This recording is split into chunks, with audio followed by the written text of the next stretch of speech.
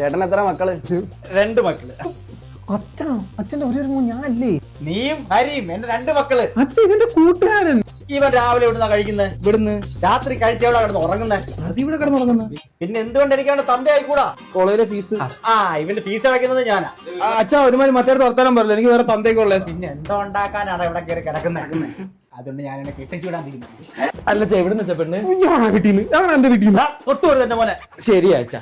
സ്വത്ത് വായിക്കുമ്പോ നമുക്കൊരു ബാധ്യത. ഇറക്കി വിടച്ചാനെ. ഇവിടെ എന്റെ സ്വന്തം അച്ഛനെ വെച്ച് മാറ്റിയത്.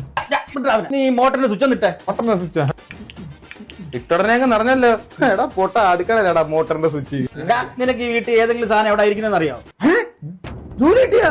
അളിയാ ഞാൻ പറഞ്ഞൊന്നും കാര്യമായിട്ട് എടുക്കലില്ല. കൈയിട്രാ കൈയിട്രാ. പന്ന രാഘവ. അച്ഛനെ പേരെടുത്ത് വിളിക്കല്ലേടാ. രാഘവ.